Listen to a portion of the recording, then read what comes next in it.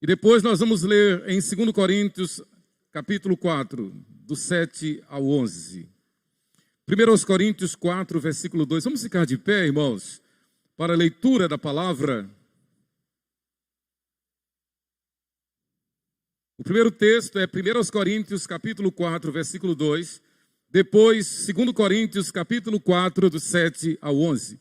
Vamos ler juntos, bonito, a palavra de Deus. Leiamos. Ora, além disso, o que se requer dos despenseiros é que cada um deles seja encontrado fiel. Amém. Agora, 2 Coríntios 4, do 7 ao 11. Vamos juntos? Temos, porém, este tesouro em vasos de barro, para que a excelência do poder seja de Deus e não de nós. Em tudo somos atribulados, porém não angustiados, perplexos, porém não desanimados, perseguidos, porém não desamparados, abatidos, porém não destruídos, levando sempre no corpo o morrer de Jesus, para que também a sua vida se manifeste em nosso corpo. Porque nós que vivemos somos sempre entregues à morte por causa de Jesus, para que também a vida de Jesus se manifeste em nossa carne mortal. Amém. Oremos. Pai, nós te louvamos pela tua palavra, te louvamos pelo teu chamado, te louvamos porque o Senhor nos chamou para viver conforme o Senhor Jesus. E se necessário sofrer como Jesus. O Senhor nos chamou para sermos parte viva do teu corpo, membros do teu corpo aqui na terra. O Senhor não nos chamou para sermos religiosos. O Senhor não nos chamou para esquentar bancos dos templos. O Senhor nos chamou para sermos instrumentos operosos, trabalhadores, cooperadores, embaixadores teus. O Senhor nos chamou para sermos membros professos da tua igreja, para assumir a nossa profissão de fé, para te honrar com os dons e talentos que o Senhor tem nos dado, a inteligência. O Senhor tem nos dado habilidades, o Senhor tem nos dado dons e talentos, e o Senhor nos deu não para nós guardarmos para nós, o Senhor nos deu não para nós fazermos a nossa vontade, o Senhor nos deu para que nós sirvamos ao Senhor, para que nós ofereçamos os nossos membros ao Senhor. E se tiver que passar aflição, que passemos. Se tiver que sofrer, que soframos. O Senhor nos chamou para servirmos ao Senhor, a despeito das adversidades, a despeito das contrariedades deste mundo, da nossa natureza. O Senhor nos chamou para que a Ti sirvamos com inteireza de coração.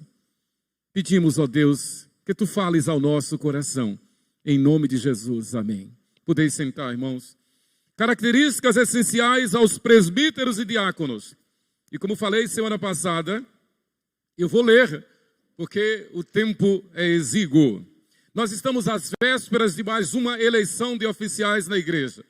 Reeleição de oficiais já eleito e eleição de novos oficiais, porque vagas foram abertas para o presbiterato e para o diaconato. Ponto. Nenhum de nós foi chamado à igreja para fazer a nossa vontade, mas para fazer a vontade do Senhor. Ponto. Ponto 2. Nenhum de nós tem o direito de dizer, eu estou na igreja, mas eu não quero compromisso com a igreja, então não é igreja. Imagine você senta à mesa com fome e o prato é servido e simplesmente você diz, eu me recuso a comer. Eu não quero comer. A minha vontade é que eu não quero comer. O meu corpo precisa, eu estou com fome, mas eu digo, eu não vou comer. É uma loucura. É a mesma coisa que estar no templo, é a mesma coisa que querer ir para o céu, é a mesma coisa que dizer eu sou cristão e, por outro lado, eu não quero compromisso com a igreja. Eu não tenho tempo, às vezes é chato, às vezes é difícil, você não sabe de nada. Se nós, pastores fôssemos ponderar a dificuldade, não teria pastorado. Isso é notório, isso é clássico, isso é claro. Um dos maiores índices isso feito nos Estados Unidos, onde o número de pastores é enorme, não é? Pesquisas que eles fazem sempre. Então, das profissões de mais alto risco estão ser bombeiro, ser policial militar e ser pastor. É das profissões de mais alto risco.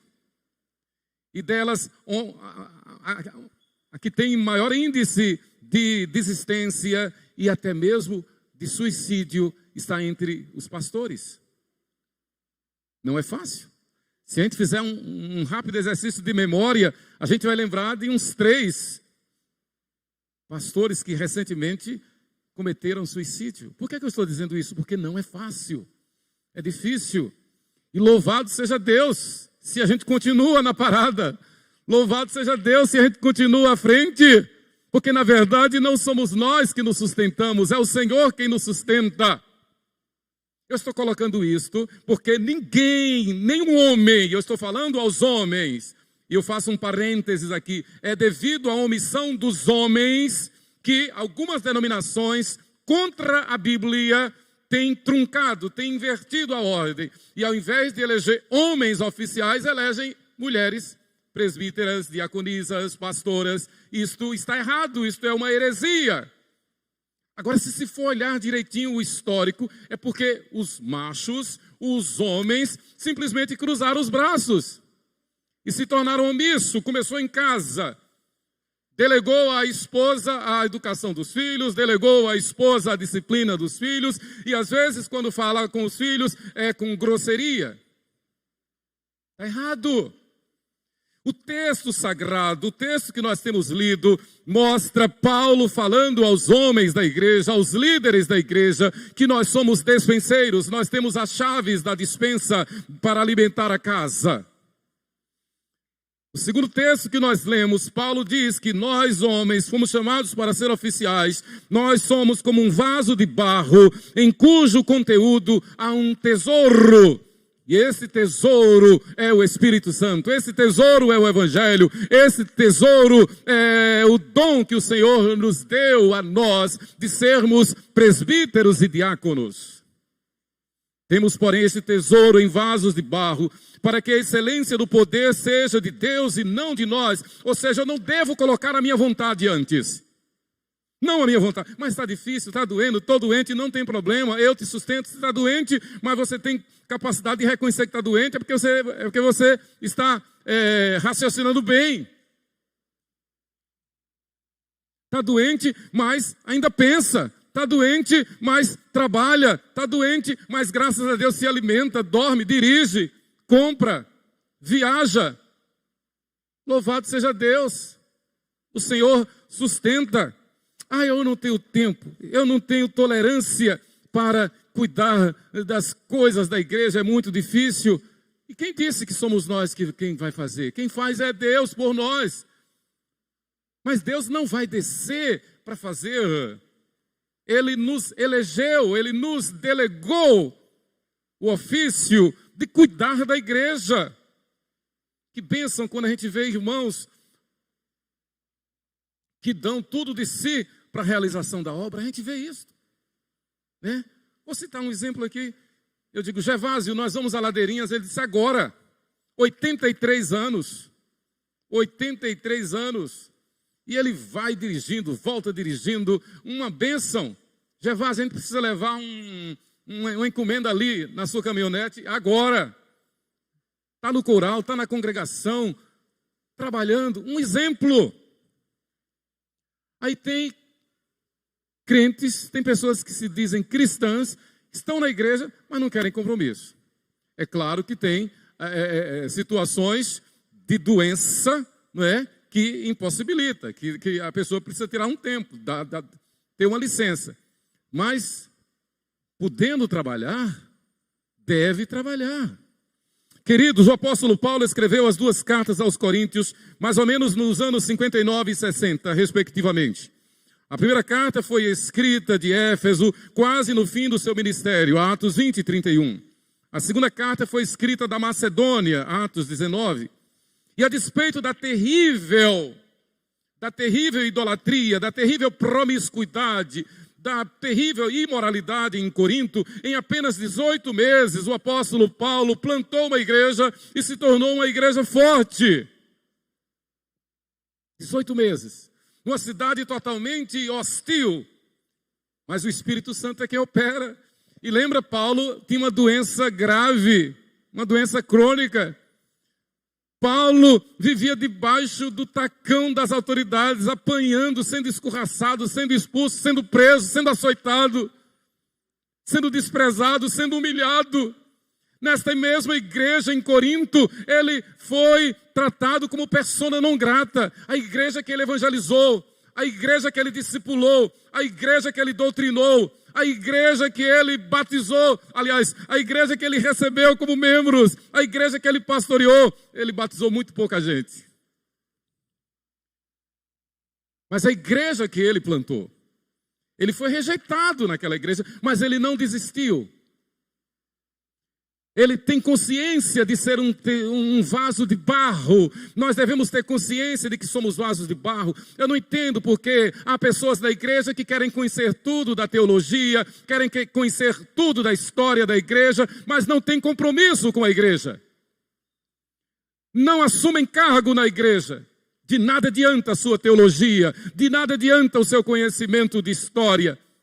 Deus não nos chamou para sermos críticos, Deus não nos chamou para sermos analistas, Deus nos chamou para sermos apenas servos e nada mais. Ele nos chamou para sermos vasos de barro nas suas mãos, reconhecendo que o tesouro é Ele em nós, operando em nós para a glória dEle.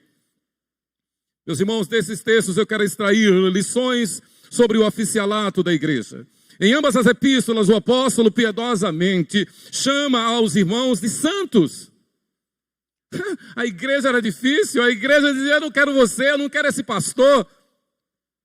Às vezes, quando a gente ouve dizer e alguém diz que não gosta do pastor, está fofocando contra o pastor, para mim, eu descanso no fato de que Paulo sofreu muito mais. Botaram o dedo em riste na cara de Paulo e disse, você não é apóstolo coisa nenhuma. Eu não gosto da sua pregação. Você é gago, você é fanho, você parece que não tem autoridade. Disseram tudo isso com Paulo. Quanto mais com um Zé Emanuel aqui.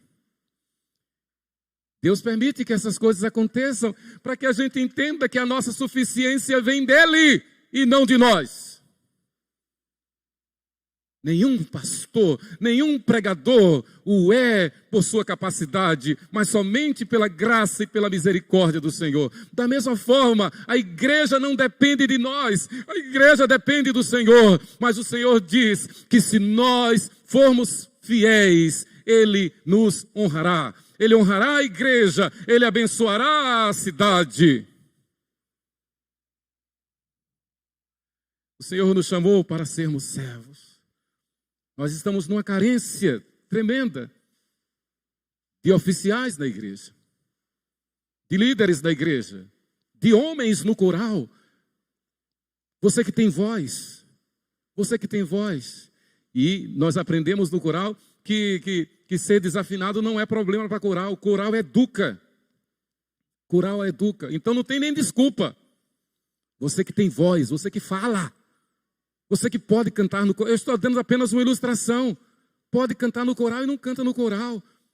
Pode vir fazer a obra social dia de segunda-feira, levando o evangelho e sopa lá no hospital. Use e não vem. Pode vir no culto de oração e não vem. Pode vir na vigília e não vem. Pode ser um professor da escola dominical e não é. Pode ajudar sendo um presbítero da igreja, sendo um diácono da igreja. Pode ajudar na manutenção do templo. Essa não é uma atribuição só para Gervásio, só para Hélio, só para Apolinário, nós, os pastores, só para o presbítero Chico. Quase toda semana o presbítero Chico está aqui, durante a semana, arrumando, corrigindo, consertando, resolvendo. Presbítero Chico. Louvado seja Deus por isto. Louvado seja Deus por isto. O Senhor nos chamou para que o sirvamos e o sirvamos com alegria. O texto diz, Paulo está tratando da organização da igreja como o corpo vivo de Cristo aqui na terra. 1 Coríntios 12, 27. Que deve viver em unidade, santidade, sendo fiel testemunha do Evangelho, para que por nosso intermédio os eleitos que estão perdidos sejam alcançados pela graça salvadora, para nossa santificação e para estarmos preparados para o dia em que o Senhor vier nos buscar. Não há aposentadoria de membro de igreja, não há aposentadoria de membro da igreja. Um dia desses eu vi um cidadão lá no Santa Catarina, 80 anos de carteira assinada na mesma empresa, está com 96. A primeira carteira, o registro dele, ele tinha 16 anos. E continua trabalhando na mesma empresa, 96 anos de idade. Isso é uma exceção, mas é um exemplo. E você que tem 60 e diz que já se aposentou na igreja? Graças a Deus, se você se aposentou do trabalho secular, mas na igreja não se aposenta. Eu dei um exemplo secular, eu dou o exemplo de Caleb, 85 anos de idade. Depois de tantas guerras conquistando Canaã, aí ele chega para o comandante em chefe, Josué, e diz, olha Josué, nós conquistamos, mas ainda tem uma terra para ser conquistada. E eu me lembro que Moisés prometeu que aquela terra seria minha. E eu quero dizer que eu não preciso dispor do exército de Israel. Eu vou com os meus homens e com o meu braço eu conquistarei aquela montanha. 85 anos de idade. E ele ainda pedagogicamente nos deixou outra lição. Ele diz, porque a minha força hoje ainda é a mesma de 40 anos atrás. Porque a nossa suficiência vem de Deus. Eu quero deixar essas características essenciais aos presbíteros e diáconos. Primeiro, o oficial da igreja, ele deve ser despenseiro fiel. Paulo não deixa dúvida quanto à importância do oficialato na igreja, o papel dos ministros, 1 Coríntios 4:1. Essa mensagem está literalmente no boletim. Ela está impressa no boletim. Nós somos chamados de embaixadores de Deus, 2 Coríntios 5:20. Somos chamados de despenseiros de Deus. Quando Deus diz isso é porque nós, os homens, os oficiais, os potenciais oficiais, nós temos as chaves para alimentar o rebanho, para alimentar a igreja, para plantar igreja, para auxiliar os pastores, para que a igreja seja forte. Nós precisamos urgentemente ter um colégio presbiteriano na 12 de agosto. Isso não é utopia. Isso não é um sonho alucinado, isso é realidade, isso é um dever, isso é uma obrigação da igreja. Os primeiros missionários, quando vieram, e começando com Simonton, eles construíam um templo, eles construíam uma escola e construíam um ambulatório médico. Foi assim que surgiu a Universidade Presbiteriana Mackenzie. Simonton chegou e disse, igreja, templo, escola e hospital. É assim que nós temos Igreja Presbiteriana do Brasil, vários hospitais no Brasil. O Hospital Evangélico de Curitiba é da nossa igreja. E nós temos lá a Universidade Presbiteriana Mackenzie com Faculdade de Medicina, lá em Curitiba. Porque começou assim, é uma obrigação. E agora nós estamos vendo o quão terrível é a educação secular. Então a igreja precisa ter uma escola, a igreja precisa assumir a sua responsabilidade de dar também a educação escolar, a educação secular à juventude. Em segundo lugar, nós somos chamados para ser vasos de barro que contém o maior tesouro. Paulo diz, temos porém esse tesouro em vasos de barro, para que a excelência do poder seja de Deus e não de nós. A maior dificuldade na igreja é de reconhecermos que nós não somos nada, nós não temos direito nenhum na igreja. Louvado seja Deus por isso. Houve uma época que surgiu uma discussão se pastor devia ter carteira assinada. Graças a Deus, a nossa igreja saiu na frente e disse não. Eu estava no seminário nessa época. E dissemos não. É verdade que, vez por outra, surge um Judas Iscariotes no meio e alguém chegou dizendo que queria ter carteira assinada. Não, de jeito nenhum. A igreja é uma instituição divina e o pastorado é um sacerdócio. Não é emprego. Nós não recebemos salário. Nós não temos carteira assinada, graças a Deus. Mas nós vivemos literalmente pela fé. O Senhor sustenta. E é assim que a igreja fiel tem caminhado nesses 2000 anos de história. A maior dificuldade da igreja é reconhecer que nós não somos nada. Quando movido por esse mesmo sentimento, quando alguns membros pensam que são alguma coisa, e movidos por esse mesmo sentimento, cria espaço para o surgimento de partidos dentro da igreja, de espírito de crítica dentro da igreja. Tem pessoas que vêm para a igreja, parece que para serem analistas, observadores especiais e críticos da mais alta estirpe. Nós não fomos chamados para criticar nada. Nós somos chamados para colocar o rosto no pó. Nós somos chamados para renunciar a nós mesmos e fazer a vontade do Senhor. Diga, eis-me aqui. É tão bonito a gente ler Isaías capítulo 6. Isaías tendo a visão de Deus que é santo, santo, santo. E Isaías então responde, eis-me aqui, Senhor. Eis-me aqui, cadê você? Nós precisamos de homens. Nós precisamos de homens. Eis-me aqui, cadê você? Precisamos de diáconos. Eu disse, meu Deus, que sofrimento, que dificuldade. Alguns irmãos com dificuldade, alguns irmãos com impedimento realmente.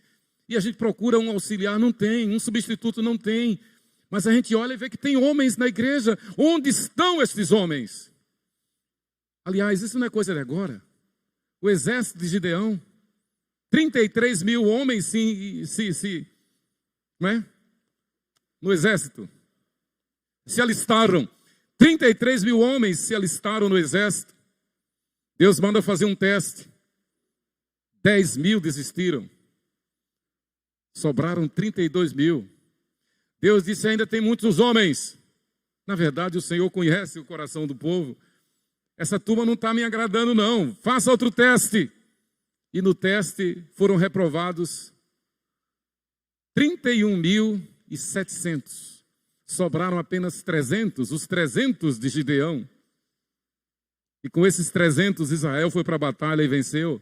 Não eram 33 mil, tinha que ser com 300.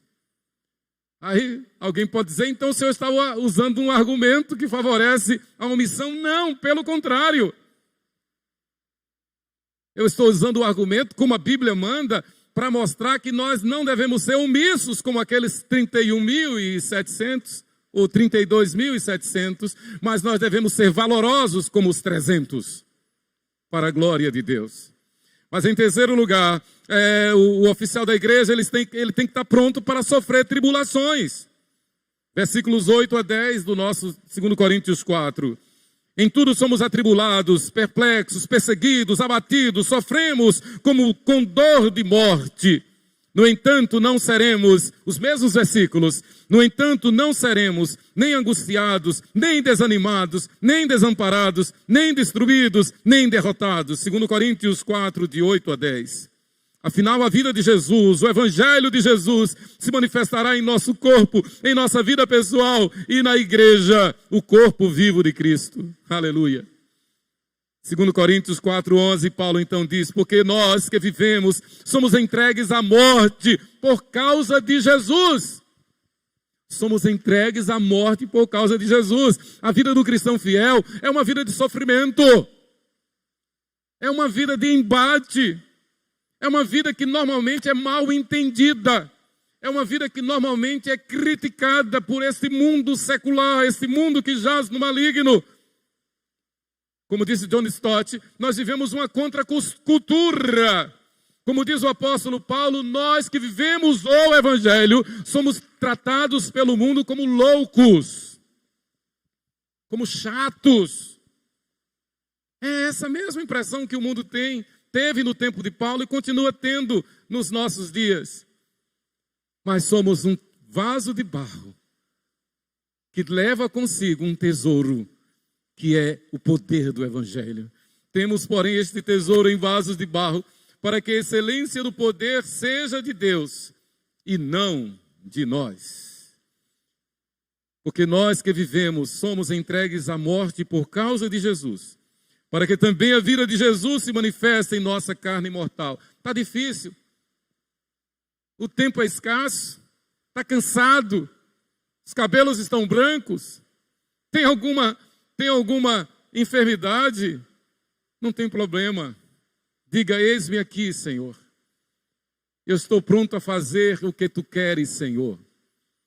A igreja não é formada por espectadores,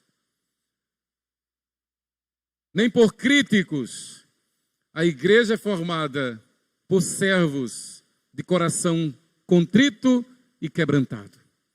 A igreja é formada por servos que estão dispostos a fazer a obra que o Senhor lhe confiou.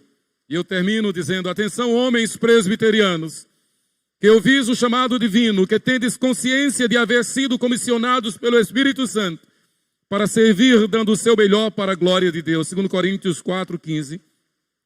Que sois indicados a exercer o ofício de presbítero ou de diácono.